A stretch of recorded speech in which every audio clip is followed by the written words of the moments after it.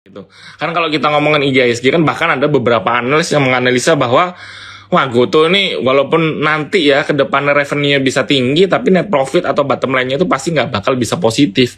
Bahkan ada yang skeptis itu terhadap saham teknologi. Nggak cuman Goto, Buka juga sama kasusnya.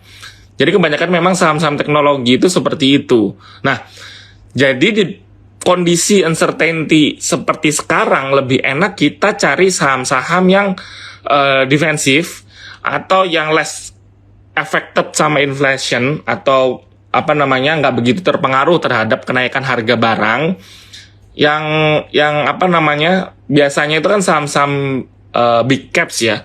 Jadi saham-saham seperti ini walaupun ini dihitungannya big caps tapi kan sektornya itu sangat dalam tanda kutip sangat-sangat riskan ya. Beda sama sektor perbankan, sektor komoditas, sektor consumer goods, staples consumer kayak gitu-gitu yang memang sudah jelas gitu loh keuntungannya didapatkan dari mana. Nah, jadi memang saham Goto kecenderungan pasti akan sedikit divergen di kondisi market yang banyak ketidakpastian dari sisi kondisi makroekonomi dan juga dari sektoralnya. Nah, bakal bisa bergerak sejalan ketika kapan nih pertanyaannya? Ketika ekonomi dunia itu sudah mulai sustain lagi, sudah mulai pulih lagi, ibaratnya berita-berita negatif tentang misalkan Rusia Ukraina udah nggak perang lagi, demand antara maksud saya harga-harga komoditas itu sudah mulai pulih, jadi antara supply dan juga demand itu sudah ada match, dalam artian harganya sudah jelas nih mau kemana.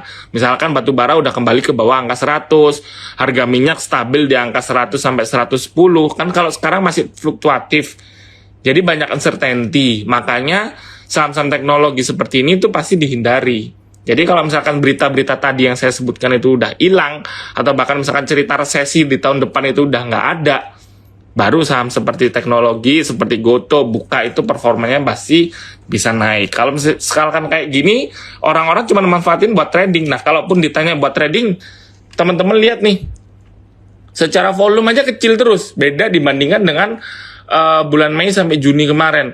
Ketika bulan Mei sama Juni itu kan bulan Lebaran, di mana memang berita yang keluar itu kebanyakan lebih banyak berita positif ketimbang berita-berita luar negerinya. Jadi orang-orang manfaatin buat trading. Tapi pada kenyataannya setelah orang pada masuk kerja lagi, beritanya resesi capek dengerinnya. Jadi banyak uncertainty di market, ya udah kita hindarin dulu itu untuk saham Goto. Jadi saran untuk yang megang Goto gimana nih? Menurut saya Goto itu salah satu potensial upsetnya itu cukup besar. Tapi pertanyaannya tidak untuk di kondisi market seperti sekarang. Jadi kalau misalkan teman-teman punya duit cash, kalau saya kasih rekomendasi mending cari saham big caps lainnya yang jauh lebih defensif atau less sensitif terhadap kondisi-kondisi market sekarang. Karena Goto ini kecenderungannya itu baru bisa bagus kalau ekonomi itu bertumbuh.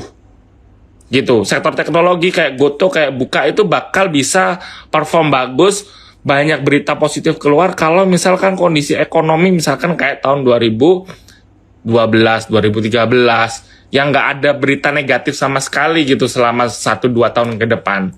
Gitu. Terus ini ada yang tanya Breeze. Breeze, kemarin minggu lalu sempat saya mention ya, bahwa memang secara teknikal dia itu bergerak naik. Tapi saya waktu minggu lalu itu kan, saya live hari apa ya? Hari Kamis kalau nggak salah. Saya nggak berani kasih rekomendasi. Kenapa? Karena harganya sudah premium nih. Dan ini belum ada perlawanan. Jadi ibarat orang-orang yang beli di sini, beli di harga 1195, 1300, bahkan di 1400, ini belum ada yang jualan. Jadi takutnya kalau misalkan orang yang di sini udah ngerasa, wah gue udah cuan cukup banyak ya, jual ah. Terus habis itu ngerempet di sini pada jualan juga, nggak ada rem. Karena ini naiknya itu nggak ada perlawanan loh. Teman-teman lihat memang ya ada nih candle merahnya beberapa, ya mungkin 20% lah dari totalnya. Tapi langsung dilawan balik.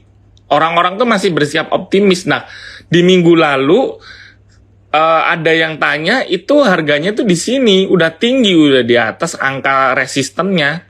Kalau ditanya masih potensi naik, kalau teman-teman yang pegang di angka 1400, 1300 ya hold aja.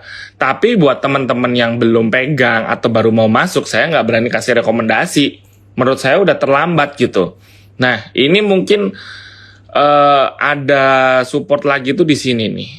Saya coba gambarin ya. Di 1695, hari ini tutupan 1635. Oh ya, udah dikit. Menurut saya cari yang lain aja. SMDR gimana? SMDR itu masih oke. Jadi dia itu kan kemarin waktu auto reject bawah di awal di akhir bulan Juni ya. Di akhir bulan Juni itu langsung ditutup nih. Tutupannya juga rapi, secara volume juga ke create-nya walaupun kecil tapi dia itu stabil di bawah. Ini berarti orang ada yang nyicil beli dikit nih. Nah, ini kalau saya lihat sekarang besok dia itu potensi break 2990. Hari ini kan tutup 2930. Menurut saya beli aja nggak apa-apa sih, nanti jualnya di sini. Beli 2930, jual di 3300 ya, diskon 3200 deh. Beli di 2900, jual di 3200, lumayan tuh dapat berapa persen tuh teman-teman. Kalau misalkan beli di 29 ya misalnya, kita antri beli, kita antri jual di 3190, 3200. Lumayan ada kenaikan potensinya 10 persenan. Itu tadi untuk SMDR. Mau masuk call, Harum, Antam, Adaro, apa PTBA? Antam kan itu emas sama nikel. Saya ngomongin yang batu baranya dulu ya. Ada Harum, Adaro atau PTBA. Kita lihat dulu. Saya sih biasanya lebih suka Adaro, tapi saya coba analisis satu persatu. Harum masih uptrend, bergeraknya masih signifikan naik. Dia masih potensi naik sampai ke 2100 walau kenapa saya bilang kok ini kan dilihat sudah naik, tapi kok Mas Haji masih berani ngomong nambah? Karena saya ngeliat dari volumenya ini nih, volumenya itu masih tinggi, berarti optimisme market itu masih ada.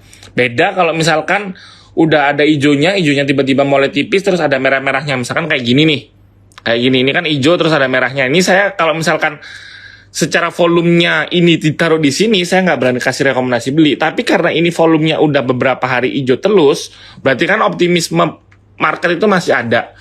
Orang-orang masih mau berani betting beli. Jadi ya harganya masih potensi naik. Walaupun sudah sedikit terbatas, tapi menurut saya untuk trading harian, misalkan beli di 1940, antri jual di 2000 itu masih menarik.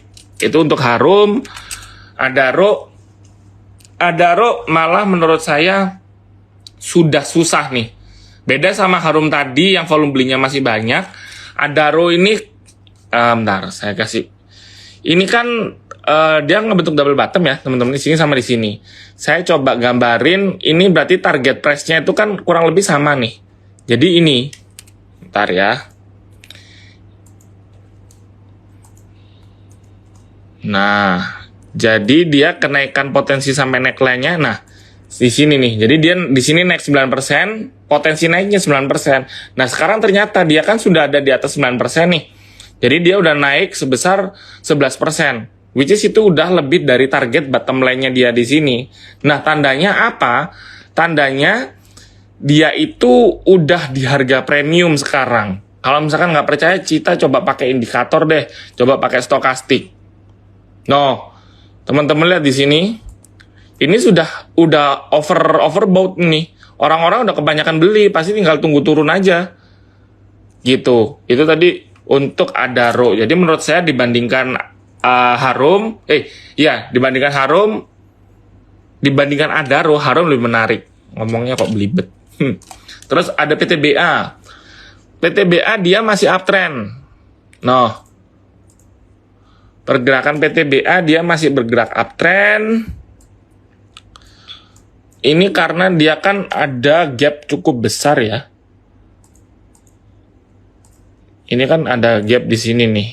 No, ketika dia turunnya dalam tuh ada gap. Jadi dia tuh masih berusaha nutup gap sampai ke angka 4570. Tapi ini harganya di sini kan harga premium ya teman-teman ya. Kalau misalkan mau beli, mending koleksinya agak bawah aja. di area-area 4150 aja kalau misalkan mau beli. Jadi PTBA itu masih potensial upset, tapi dia di uptrend channelnya ini dia udah di harga tinggi. Jadi dia udah ada di resisten moving average-nya. Jadi kalau misalkan mau beli mending agak bawah. Kalau kayak gini kita coba pakai Bollinger Bands deh biar gampang. Nah, ini kan dia udah ada udah apa namanya? Teman-teman kelihatan kan ya harusnya. Ini kan dia itu udah di atas garis band yang atas ini. Itu menandakan berarti dia udah harganya udah premium. Lebih baik kita tunggu ketika seenggaknya ada di garis hijau ini. Atau misalkan kalau misalkan pesimis ya di sini. Tapi menurut saya sih di atas garis hijau atau enggak di 4150 ini nggak apa-apa kalau mau masuk. Tapi kalau misalkan masuk di harga sekarang menurut saya udah terlalu premium. Mending tunggu agak turunan, ada koreksi aja gitu. Nah, terus ada lagi yang tanya Telkom. Telkom menurut kami itu cukup oke ya. Jadi di second half ini, di semester 2 ini salah satu saham yang mungkin secara fundamental masih bagus, itu salah satunya adalah sektor telekomunikasi sama menaranya. Nah, sektor telekomunikasi ya teman-teman tahu big caps-nya itu pasti Telkom. Tapi kalau misalkan mau punya story yang bagus itu Indosat. Ya teman-teman bisa search lah di Google story-nya Indosat itu apa, banyak banget yang dari bulan apa ya, kalau nggak salah dari bulan April itu banyak di blow up beritanya. Tinggal tunggu aja rilis laporan keuangannya gimana gitu. Nah, balik lagi ke Telkom. Telkom ini dia memang harganya sekarang sedikit agak premium ya. Udah di atas, tapi kalau ditanya apakah dia mau keluar dari area sideways-nya ini? Kan di angka 3940 sampai 4250. Saya bilang ini takutnya enggak. Menurut saya dia masih bisa keluar. Karena saya misalkan tadi mikirnya itu dia false breakout, tapi ternyata di hari ini kan tutupannya hijau dengan ada volume belinya juga lebih tinggi daripada rata-rata 20 hari terakhir. Kalian teman-teman kelihatan kan di sini garisnya putih nih, ketutupan dikit. Ya walaupun lebih tinggi dikit, tapi saya asumsikan dia memang berusaha untuk keluar dari area sideways-nya ini. Kalau ditanya naiknya sampai garis ini nggak, 4620 nggak, jangan optimis dulu. Ya kita tarik garis paling dekatnya aja dulu deh. Ke 4340, hari ini kan tutup 4300. Ya besok kalau ternyata dia bisa keluar di 4340 atau di atasnya 4340, dia berpotensi untuk bergerak naik terus. Itu tadi untuk Telkom. Pegas, waduh sampai pakai hashtag nih. Pegas kan dari kemarin itu story-nya Saka Energi. Ini nih teman-teman, kalau kita bacain pakai berita ya, kita coba analisis menggunakan berita. Kemarin itu di bulan-bulan ini nih, di bulan-bulan Mei harga minyak naik. Padahal kan Pegas itu seperti yang teman-teman tahu, harga minyaknya itu di capping sama pemerintah. Tapi ternyata Pegas itu punya Saka Energi, anak usahanya yang bergerak sama di bidang perminyakan juga, dan harga minyaknya dia itu ngikut harga minyak dunia. Jadi ini mereka rally naik. Jadi kurang lebih pergerakannya dari kemarin itu mirip sama pergerakan harga minyak dunia. Dan sekarang harga minyak dunia kan lagi naik nih. Nah ini sama nih, sekarang juga lagi naik. Tapi teman-teman lihat di sini, kelihatan kan di sini dia berusaha nge-break resisten di 1700. Tapi dia shadow doang nih, nggak bisa ketembus. Hari ini juga sama.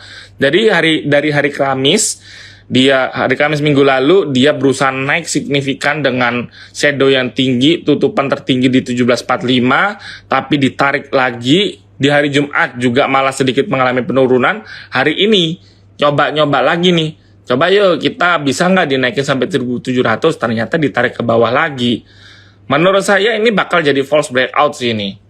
Ini menurut saya dia potensinya turun. Kalau ditanya turun mungkin bisa bouncing ke sini dulu nih. Baru bakal naik lagi. Jadi kalau misalkan mau beli, antri aja di angka 1630 sampai 1605 sampai 1630. Itu tadi untuk Pegas. RMKE sih harusnya teman-teman masih bisa koleksi ya. Ini tuh dari kemarin kan salah satu saham yang bahkan dari berapa 2 minggu bahkan ya, kalau teman-teman ngikutin. Kalau saya lagi live itu salah satu topik buat trading ya, ini saya ngomongin buat trading ya, bukan buat investing. Itu yang menarik itu RMKE, karena dia pergerakannya cukup apa ya, cukup bisa dikatakan itu cukup friendly lah, terutama buat teman-teman yang masih baru investasi atau baru pertama-pertama trading gitu. Karena kenaikannya nggak begitu signifikan, turunnya nggak begitu signifikan, shadow-nya walaupun ada. Kalau ada shadow atas bawah banyak kayak gini nih, teman-teman bisa lihat kan. Di sini kan kelihatan kan ya. Di setiap candle-nya itu pasti ada shadow-nya. Ini tandanya apa? Tandanya orang-orang tuh banyak yang trading harian di sini. Berarti mereka banyak yang scalping. Jadi buat teman-teman belajar scalping, buat belajar trading itu masih enak karena potensi nyangkutnya tuh dikit. Kenapa saya bilang dikit? Karena dia masih bergerak di uptrend channel. Gitu. Jadi kalau misalkan masuk dari ini, masih boleh. Kalau ditanya sampai ke berapa ya ini. Kalau ini kan teman-teman lihat nih ya, udah tinggi banget. Kita kalau kayak gitu nentukan resistennya dari mana dong? Kan pasti ada yang tanya. Kalau saya sih udah harga tinggi gini, sukanya nentukan resisten itu pakai Fibonacci yang attention. Jadi saya masukkannya dari sini nih, dari area dia sideways, jebret, kelihatan. Nah, jadi potensi ada apa namanya resisten itu di 1895 sama di 1105. Hari ini kan tutupan 815. Jadi kalau misalkan besok beli di 815 atau 810 atau ternyata telat beli misalkan 820, nggak apa-apa, beli aja. Nanti antri jualnya di 895 ini. Gitu. Itu tadi untuk RMKE. MTEL lagi dibahas nih sama Ko Michael Yoh ya, lagi live kayaknya sekarang. Nggak tahu deh, udah selesai apa belum live-nya Michael Yoh yang sama apa namanya si MTEL-nya ini sendiri. Kalau kata tadi sih saya sempat ngikutin bentar. Secara fundamental ya karena itu perusahaannya mereka pasti dia optimis ya terhadap kondisi. Tapi kan kita sebagai investor kan harus bisa menelaah nih mulut-mulut para apa namanya para orang-orang berkepentingan tuh bagaimana gitu. Kalau kita lihat dari sisi teknikalnya, teman-teman perhatikan nggak ada volume sama sekali. Nah, saham-saham seperti ini itu memang harusnya itu sangat-sangat defensif. Saya sih ngelihat memang saya rasa cukup wajar ya. Saham-saham menara seperti Tebik, seperti TOWR, terus MTEL juga. Itu kan mereka sudah nggak bisa, dalam tanda kutip, udah susah untuk melakukan ekspansi. Mereka cuma bisa melakukan ekspansi secara inorganik. Inorganik itu berarti dia ngecaplok menara lain untuk bisa mendapatkan keuntungan. Nah, menara telekomunikasi ini tadi kan katanya di live-nya Michael Yoh sama MTEL mengatakan bahwa mereka mau start melakukan ekspansi keluar Pulau Jawa. Nah, ini yang perlu digarisbawahi. Mereka mau start, berarti masih mau mulai. Belum sudah mulai. Nah, kalau kayak gitu kita ngelihat secara teknikal yang nggak atraktif, harga sahamnya nggak kemana-mana, progresnya juga baru mulai jalan, ya mending kita cari yang lain aja. Tapi kalau misalkan teman-teman pengen diversifikasi ke saham defensif, menurut saya MTEL ini cukup menarik ya untuk dijadiin salah satu defensif stoknya teman-teman. Kalau misalkan udah bosen sama Telkom atau bosen sama saham-saham perbankan besar kayak BCA, Mandiri, BNI, BRI kayak gitu. MTEL dari IPO 800 belum bisa kejual sampai sekarang. Saya turut berduka cita ya, Bu.